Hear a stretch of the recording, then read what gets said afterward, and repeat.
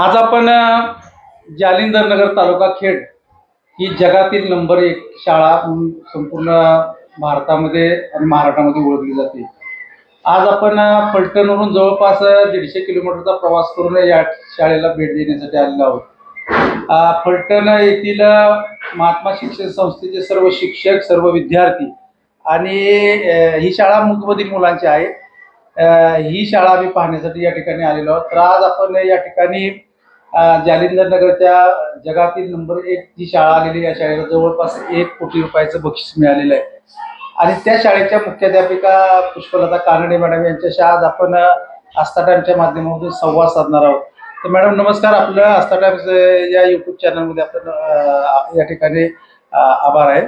तर नेमकी आज ही शाळा आहे ती खरं तर अति दुर्गम भागात आहे आणि एका डोंगराच्या कपारीला म्हणजे डोंगराच्या पायथ्याला ही वसलेली शाळा आहे. या ठिकाणी नेमकं या शाळेमध्ये एवढ्या 2-3 वर्षामध्ये नेमका कसा काय बदल झाला, एवढा एकदम आमूलाग्र बदल 2-3 वर्षामध्ये या शाळेमध्ये झालेला आपल्याला पाहायला मिळतो. याच्या पाठीमागे नेमकं काय रहस्य आहे? ही शाळा कम्युनिटी कोलॅबरेशनवर चाललेली आहे.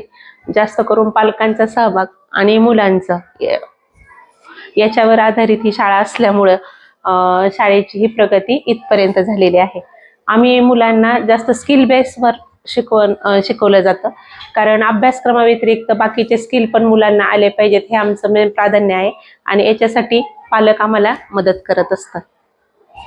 नाही मग म्हणजे आता या शाळेमध्ये 2022ला माझ्या माहितीप्रमाणे 3 विद्यार्थी होते. आता जवळपास या शाळेमध्ये 150 विद्यार्थी झालेले.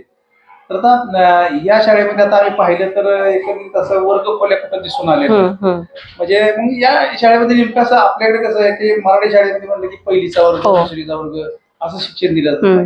या ठिकाणी मात्र तसं काय अद्याप आपल्याला दिसलं नाही. तुम्ही नेमकं एवढं 1ली ते 7वी शाळा आहे, एकदम सर्व मुलांना कसं काय एकदम शिक्षण? आपली शिक्षण पद्धती इंटिग्रेटेड आहे, सेल्फ स्टडी मॉडेल आहे.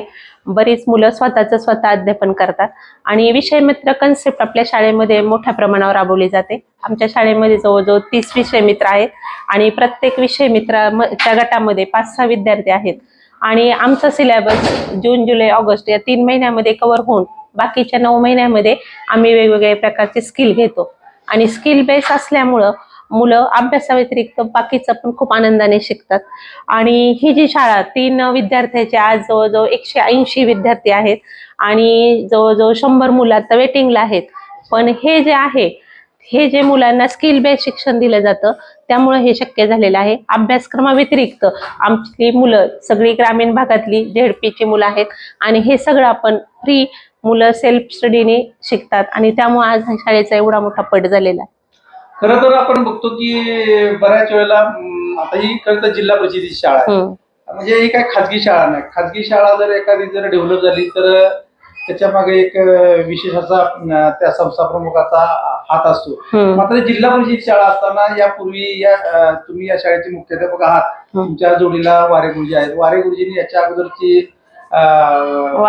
वाबळेवाडीची शाळा डेव्हलप केली आणि ती डेव्हलप केल्यानंतर त्यांच्यावरती आरोप झाले आणि त्यांची चौकशी लागली. चौकशी झाल्यानंतर त्या चौकशीमधून ते निष्पन्न काहीच आढळलं नाही. परंतु त्यांना एवढं त्यांनी शाळेसाठी कष्ट घेतले आणि त्यांना पुन्हा मनस्ताप सोसावा लागला.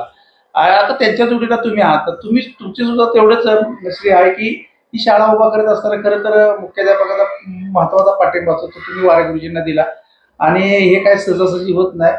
तुम्हाला या ठिकाणी आम्ही आज शाळा बघितली तर बऱ्याच गोष्टी या शाळेमध्ये दिसून येत आहेत.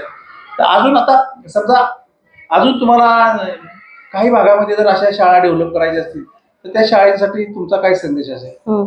आता सध्या आमचं काम चालूच आहे. आमच्या शाळेसारख्या जवळजवळ पुणे जिल्ह्यामध्ये 100 शाळा डेव्हलप होतात ज्या स्किल बेसवर चालणार आहेत आणि त्याच्यासाठी आमच्या शाळेची एक टीम काम करत आहे. त्याच्यासाठी आमचं पूर्ण सहकार्य लागेल आणि आमच्या शाळेमध्ये जे वेगवेगळे स्किल घेतले जातात त्याचं मार्गदर्शन आम्ही त्या बाकीच्या शाळेतल्या शिक्षकांना, ग्रामस्थांना केलं जातं. म्हणजे एकच शाळा सुधारून झेडपीचा उपयोग नाही, आजूबाजूच्या पण शाळा सुधारल्या पाहिजेत, तरच ग्रामीण भागातल्या मुलांना अत्युत्तम असं शिक्षण मिळेल. आता या ठिकाणी आम्ही बघितलं तर सर्वच प्रकारचं शिक्षण दिलं जातं. या ठिकाणी नेमबाजीचं शिक्षण दिलं जाते, आर्चरीचे शिक्षण दिलं जातंय, परंतु लाठीकाठीचं प्रशिक्षण दिलं जातं, मैदानावरती मुलं खेळतायत, हम्म. कार्पेंटरी या ठिकाणी केली जाते, या ठिकाणी मोठं तुमचं ग्रंथालय या ठिकाणी दिसतंय. त्याचबरोबर म्हणजे कोणता प्रोजेक्ट असा नाहीये की या ठिकाणी राबवला गेला नाही. एवढे प्रोजेक्ट राबवत असताना हे तुम्ही दोघं असताना हे कसं काय शक्य होते? मी म्हटलंय आपलं सेल्फ स्टडी मॉड्यूल आहे आणि विषय मित्र, आणि आपण 3 महिन्यामध्ये पोर्शन कव्हर केल्यानंतर बाकीचे 9 महिन्यामध्ये हे स्किल घेतलं जातं. आणि त्या स्किलमध्ये प्रत्येक विद्यार्थ्याची जडणघडण कशी होईल, प्रत्येक विद्यार्थ्याला व्यावसायिक शिक्षण कसे मिळेल, एक माणूस म्हणून त्याला कसं इथून पुढचं जीवन म्हणजे व्यवसायामध्ये तो प्रगती कसे करेल याच्यावर भर दिलेला आहे. आणि हे दोघं जण जरी असेल तर ही शाळा म्हणजे मुलांसाठी चालवली शाळा आहे. आम्ही फक्त मार्गदर्शक म्हणून काम करतो. मुलं स्वतः म्हणजे घरच्याप्रमाणे शाळेत पूर्ण गोष्टी सफाईपासनं, परिपाठापासनं, मेडिटेशन ह्या सर्व गोष्टी मुलं मनापासून करतात. त्यामुळं ही शाळा या लेवलला झालेली आहे. आता तुमच्या शाळेतच संपूर्ण महाराष्ट्रामधल्या शाळा जर डेव्हलप झाल्या तर निश्चितपणे एक चांगली शिक्षण संस्कृती आपल्या महाराष्ट्रामध्ये आणि आपल्या देशामध्ये राबेल. आणि अनेक आता आम्ही पाहिलं तर तुमच्या शाळेतली मुलं रोबोट गेम खेळतायत, त्यांनी काय रोबोट डेव्हलप केलेले आहेत. एवढ्या लहान वयामध्ये त्यांना जर हे प्रशिक्षण दिलं तर निश्चितपणे भविष्य आपल्या भारताचं भविष्य उज्ज्वल आहे असं एकंदरीत मला वाटतं. आपण या ठिकाणी आस्थाकांच्या माध्यमातून आमचे संवाद साधला त्याबद्दल आपलं खूप खूप आभार आहे. धन्यवाद.